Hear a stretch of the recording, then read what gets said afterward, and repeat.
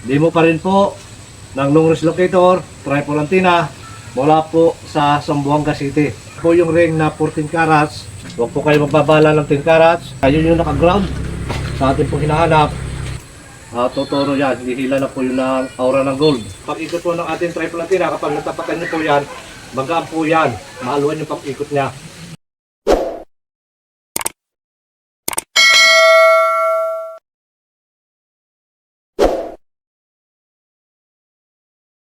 Isang mapapalang araw po at magandang buhay sa ating mga kababayan, sa ating pong mga ka-teach. Demo pa rin po ng long range locator, tripod antenna, ang pinusuan po ng ating isang ka-teach mula po sa Zamboanga City. Ito ka-teach yung pinusuan, dito mo po siya babalahan, kung ano po yung ibabala, dito po ang lulukit ng ating pong tripod antenna. Meron po tayo pambala dito mga ka-teach. Ito po yung ring na 14 carats na siya kung gagamitin bala sa ating pong tripod antenna. At meron din pong 18 carats na bracelet na ito naman po yung aking ilulukit gamit po ang tripod antenna na may bala po siyang 14 carats na ring. So ito mga kababayan, mga ka-teach, ito po yung aking ilulukit. So mahalaga pa rin ka-teach, kapag ginamit po ang tripod antenna ay kailangan focus na po yung kaisipan. At kapag pupunta na po kayo sa inyong site, isa lamang pong gold ang inyong dadalhin. At yun lang po ang dapat na ibabala. Kahit silver, bukod lang po doon sa gold, kailangan isa lamang pong gold ang ating ibabala. So huwag po kayo magbabala ng 10 carats. Ang dapat na bala po ng ating tripod antenna o single antenna, maging Japanese one at Aurameter o Japanese Aurameter improvised box, ay mahalaga po na gold lamang ang inyong ibabala. So ito mga kababayan, mga ka-teach, kapag gamit ko pa rin po ditong ating tripod antenna, napakahalaga pa rin na itong dulo ng antenna po ay papahid natin sa lupa. Ayan mga ka-teach. At bago ka pa rin po gumamit nitong tripod antenna o anumang klaseng locator, ay mahalaga pa rin po na aking sinasabi o pinapaalala na bawal din po yung mayroong aritis o bakal sa katawan na yun po ay naging operado. So ito po mga kababayan, kung gaano po kalakas itong ating tripod antenna sa pamamagitan pa rin po ng paghawak, pagpisil, at magpapagalaw po rito yung magnetic field natin. Yung ground natin, tayo yung naka-ground sa ating pong hinahanap na ginto. At yan po ay patatakbuhin sa pamamagitan po ng ating magnetic field. So ito mga kababayan, mga ka-teach, mahalaga pa rin po na dapat sa baba pa rin magagaling yung ating locator. At pag-aralan nyo lamang po yung tamang pagtaas. Kaya po kayo lagi.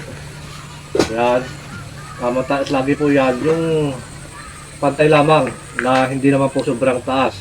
So ito po ay dapat nakatungo na konti, hindi po siya pantay na patay, so tungo nyo ng konti. So ganito mga kababayan, yun po yung ating target. Yan, pag itinas po yan, dandang itataas, pundo, ayan, ganyan na po yan. At kapag nakapaglokit na po yan ng isang unang turo ng ating pong antenna, yan na po ay mabilis na niyang may tuturo po yung ating target. So ganito yan, ganyan, diretso na po yun doon, at tuturo yan, hihila na po yun ng aura ng gold. Ito po ang ating tripod antenna. So ito, doon pa rin siya nagtuturo. Ayan, sikapin nyo po na lagi practice sa paggamit po ng ating mga locator. Practice lagi, practice. At kung nandiyan po kayo sa inyong tahanan, balahan nyo po ng gold. Gold din sa kabila. At yung pong gold na binabala nyo ay paglilipat-lipatin nyo sa kanan, kaliwa, kanan, kaliwa. So kailangan mga ka-teach, kung marami man kayong mga gold, ritis, ikaw, at ano pa man po na meron kayo, dapat pagpipisanin nyo po yan. Hindi po pwedeng meron ka pong bala ng gold na yung ilulukit At meron ka pong gold na ilalagay dito sa triple antenna. Tapos meron ka pang gold sa kwarto. So magkakaiba po yung ituturo ng ating locator na tuturo doon sa kabila. So yun po, dapat sa pag-aaral pa rin ng locator ay kailangan pagsarayan nyo muna po yung kaliwat kanan, yung paglagay, paglipat ng atin pong mga nilolocate, lalo na pag mag-aaral po tayo sa paggamit po ng locator. So ito po mga kabayan, yan. Ganyan po yan. Yan.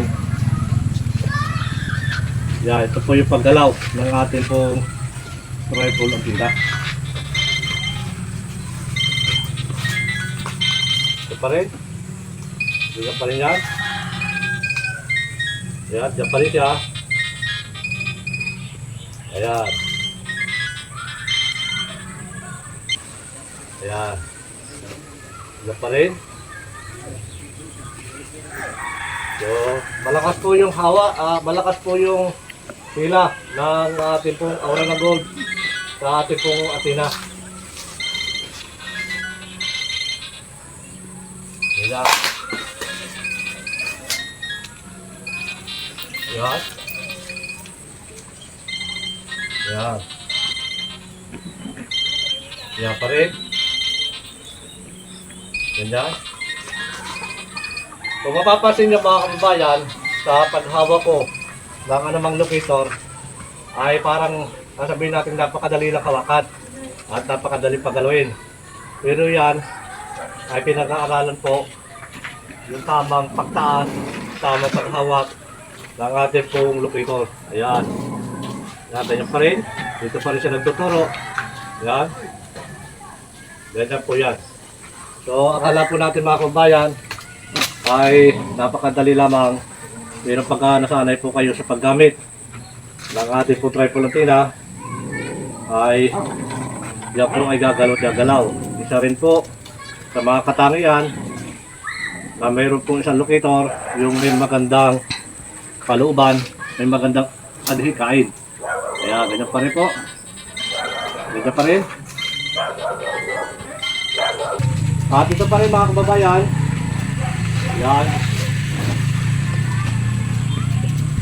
Yan. Napakadali lang po yan na ating pong gamitin. Dito pong ating triple antenna. Yan. Diyan lang po yung gagamitin nyo. Diyan lang po yung gagawin. So ito po mga kababayan, mga katiig, ay akin naman po tatapatan. Ito pong ating target. So paghawak mo pa rin po at permis sa atin pong handle ay gagamit po tayo ng ground. Ayan. So kapag yan po ay natapakan na natin, natapatan na, yan po yung magiging resulta ng atin pong triple antenna. Bumubuo na po siya ng frequency.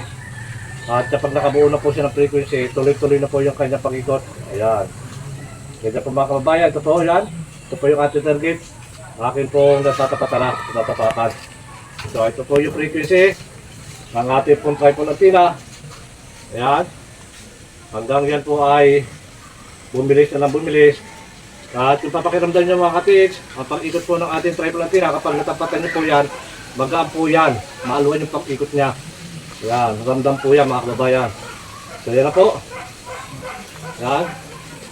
Ito po yung triple antenna na pinusuan po ng ating sa katiks mula po sa Bongga City. Ayan, ganyan po yan. At muli pa rin mga kababayan, muli ko pa rin po ipinapaalala sa lahat ng ating pong mga kababayan na papasok po sa treasure.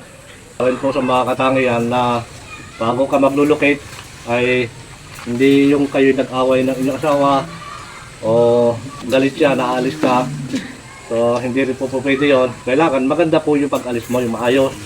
Wala po yung init na ulo sa pagpasok po natin, lalo na kapag nandun na po tayo sa site. At mahalaga rin po mga kababayan, mga katiks, na kapag mag-hukay na po kayo, nakapag-hukay na, pinag-hukay natin doon sa butas, napakabawal po yan. Isa rin po yan sa mga batas ng pag-treasure. Bawal na bawal po kahit po yun ay asawa, kahit po yun ay kaibigan, kapatid, ay napakabawal po yan. So ito mga kababayan, mga katis, ito pa rin. Sa pangalawang pagkakataon pa rin po. Yan. Ito pa rin siya. Ayan, ganyan na po yung gagawin nyo.